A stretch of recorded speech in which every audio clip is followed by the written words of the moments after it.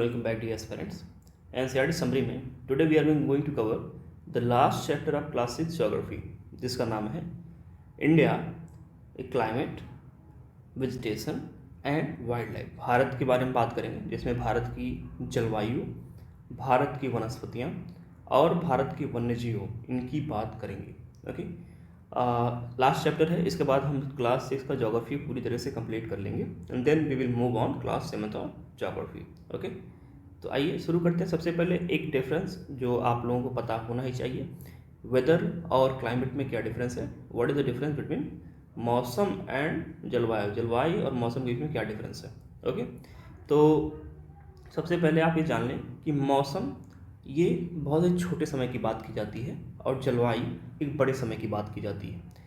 तो मौसम क्या होता है, ये डे टू डे चेंज होता है इन द एटमॉस्फेयर। जो हमारा एटमॉस्फेयर है, जो हमारा वातावरण है, इसमें हर दिन जो चेंजेस होते हैं उन चेंजेस को मेज़र किया जाता है और उसके आधार पे कहा जाता है कि इस जगह का मौसम इस जैसा है और इस जगह का मौसम इस जगह है। मतलब कहने का तात्पर्य है, मतलब अगर मान लीजिए कि आप अपने घर पे रहते हैं और आपके घर पे किसी दिन बहुत ज़्यादा धूप होती है तो आप कहेंगे टुडे इज़ सनी वेदर, मतलब आज बहुत ज़्यादा गर्मी है, सन काफ़ी चमक रहा है। ओके, तब तक अचानक से अगले दिन बारिश होने लगती है तो आप कहेंगे टुडे इज़ रेनी डे, आज क्या है, एक बरसात का मौसम है, ये कहेंगे। उसके बाद अगर मान लीजिए किसी दिन बहुत ज़्यादा तूफान आने लगे और आंधी आने लगे तो आप कहेंगे टुडे इज़ स्टॉर्मी डे, बहुत ज़्यादा तूफान वाला दिन आज है। तो एक मौसम उस प्रकार का बन गया है। आप देखते हैं अचानक से आप मान लीजिए कि अपने घर से बाहर टहल रहे हैं या फिर आप थोड़ा सा मार्केट जाते हैं, तब तक अचानक से आप देखते हैं कि आसमान में काले काले बादल छाने लगते हैं। तो आप क्या कहते हैं अपने आप से या किसी अपने दूसरे से कि आज मौसम खराब है।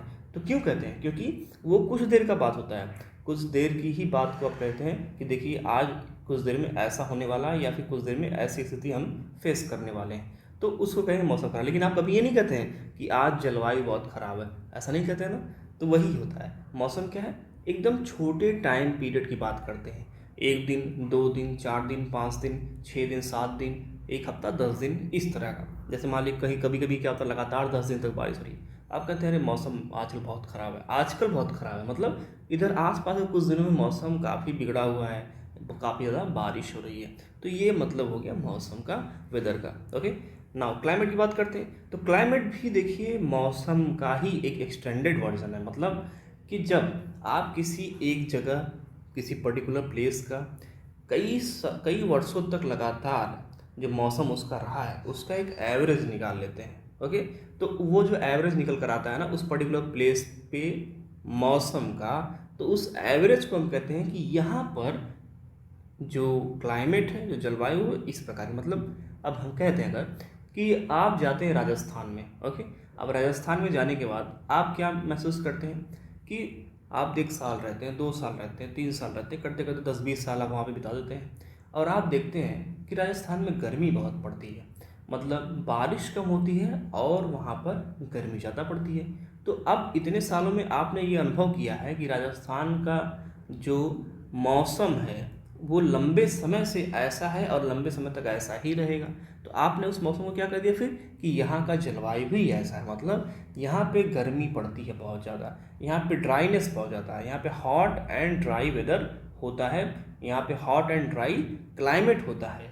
तो वही चीज़ है, हमने कहा कि अप्रॉक्सीमेटली लगभग 31 ईयर का जब हम वेदर का एवरेज लेते हैं तो जो भी कंक्लूजन हमारे सामने निकल कर आता है वेदर के बारे में, तो हम कहते हैं कि ये इस पर्टिकुलर जगह का क्लाइमेट है। तो आई होप आपको समझ में आ गया, average weather condition of large period. वहीं अगर आप मानसून राव में चले जाएं, मानसून राव जो कि मेघालय में स्थित है, आप वहाँ पर जाएंगे, 3 तरफ से पहाड़ों से घिरा हुआ है, तो जब आप वहाँ पर जाएंगे तो आपको वर्ष भर बारिश मिलेगी।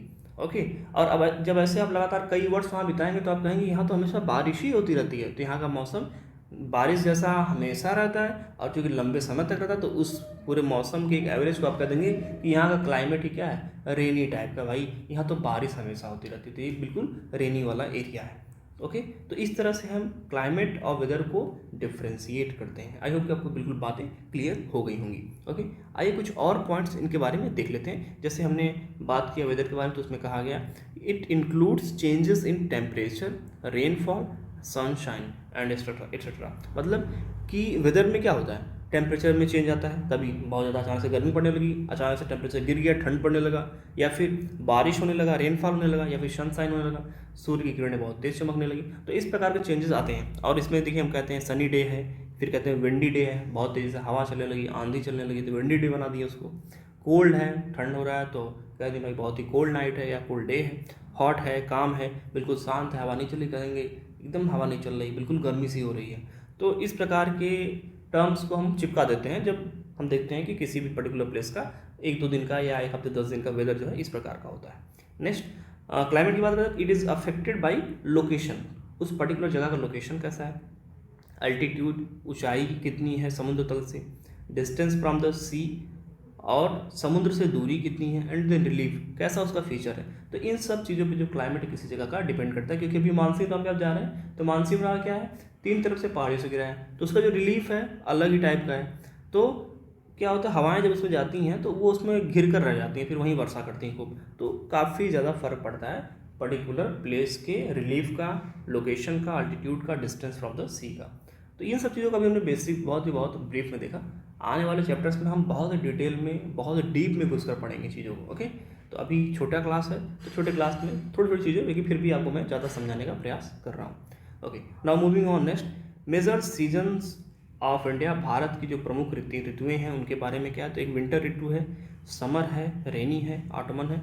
देखिए जो हमारा विंटर जो सीज़न है वो दिसंबर से फरवरी के बीच चलता है, summer season March to May चलता है, rainy season June to September चलता है, and autumn season October to November चलता है। तो ये भी एक फैक्ट है जिसको आप देख लें, बहुत ज़्यादा खास कुछ इसमें है नहीं।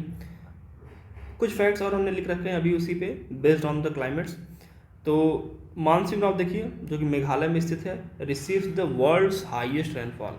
तो अगर क्वेश्चन आ जाए कि दुनिया में सबसे अधिक वर्षा कहाँ पर होती है, और अगर उसमें आपको ऑप्शन में मानसून राव दिख गया तो आपको बिल्कुल बिना मतलब सोचे समझे उस पर टिक मारना है। ओके, तो Mawsynram is the place in Meghalaya which receives world's highest rainfall. Okay, अब बात करते हैं नेचुरल वेजिटेशन, प्राकृतिक वनस्पतियों की। तो एक चित्र के माध्यम से बिल्कुल समझ जाएंगे, और ये चित्र हमने एनसीईआरटी से बिल्कुल निकाला हुआ है।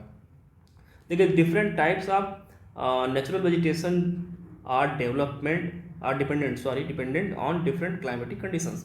जाहिर सी बात है, अलग अलग प्रकार के पौधों को उगने के लिए अलग अलग प्रकार के क्लाइमेटिक कंडीशंस चाहिए। अब कोई पौधा ऐसा है जो जैसे कैक्टस का पौधा हो गया, तो ज़्यादातर क्या है, पत्तियाँ उसकी क्या हो वो बन गई हैं, कांटे बन गए हैं। तो वो क्यों कांटे बन गए, क्योंकि उसके पास जो इवापोरेशन करने के लिए ज़्यादा वाटर ही नहीं है, क्योंकि वो बहुत ही ज़्यादा डिजर्ट एरिया में उगता है। तो वो क्लाइमेट के हिसाब से अपने आप को ढाल चुका है।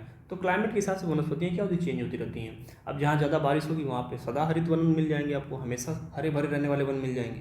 लेकिन अगर जहाँ बारिश नहीं हमेशा होगी तो वहाँ पे हरे भरे कहाँ रह पाएंगे। तो इस प्रकार से क्लाइमेट जो है बहुत ज़्यादा मैटर करता है किसी भी पर्टिकुलर प्लेस के वेजिटेशन को डिसाइड करने में, वनस्पति को डिसाइड करने में। ओके, इस चित्र को ध्यान से देखें, इस चित्र के माध्यम से आपको समझ में आ जाएगा कौन कौन सी वनस्पतियाँ हमें किस प्रकार के मिलते हैं। देखें तो सबसे नीचे जो सबसे छोटे होते हैं, जैसे श्रब्स लेयर, मतलब जो छोटे छोटे पौधे होते हैं ना, एकदम बिल्कुल छोटे छोटे 1.5 मीटर की ऊंचाई तक, इस तरह के कह सकते हैं। यंग ट्री थोड़े छोटे पौधे इस प्रकार के, थोड़ा से बड़े हो जाते हैं जिनकी ऊंचाई जो है देखिए 5 मीटर से 20 मीटर के बीच में मिलती है।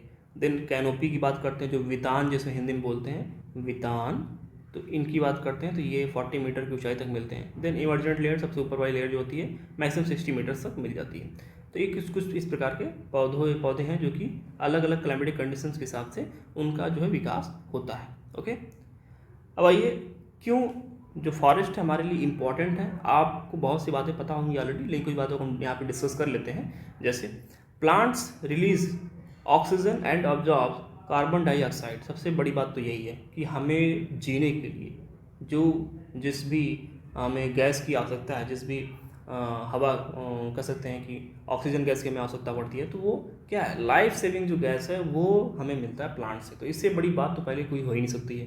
तो ऑक्सीजन हमें देते हैं ये, और कार्बन डाइऑक्साइड को ये क्या करते हैं, ऑब्जॉर्व करते हैं, जो कि ग्लोबल वार्मिंग को कम करने के लिए भी बहुत अच्छा है। तो काफ़ी एक बहुत ही इंपॉर्टेंट का काम है फॉरेस्ट का। तो सबसे इंपॉर्टेंट काम तो ये हो गया। Then the roots of the plants bind the soil, thus they control soil erosion. जो पेड़ों की जो जड़ें होती है ना, जड़ें क्या करती हैं, अपनी जड़ के पास में जितनी मिट्टियाँ होती हैं उनको पकड़ के बांध के रखते हैं वो, और इस वजह से क्या होता है, जब बारिश होती है, फ्लड आते हैं, अब कुछ भी होता है, तो वो जो मिट्टी होती है ना आसपास के पौधे की, वो बिल्कुल जड़ में बंध कर रह जाती है और वो बह नहीं पाती, उसका इरोजन नहीं हो पाता है। तो इस प्रकार से हम कह सकते हैं कि मिट्टी का कटाव भी नहीं हो पाता है, तो इसके लिए भी काफ़ी हेल्पफुल हो जाते हैं ये। मैंग्रोव वृक्षों के बारे में हम जानते हैं, जो कि सुंदरबन डेल्टा में मिलते हैं।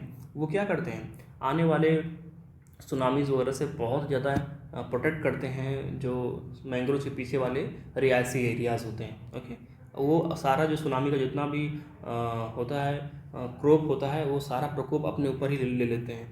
ओके, नेक्स्ट और भी क्या इंपॉर्टेंस है, तो और इम्पोर्टेंस बात करें तो forest provides us timber for furniture, लकड़ियाँ प्रोवाइड करते हैं, किसके लिए, फर्नीचर के लिए हमारे काम आता है।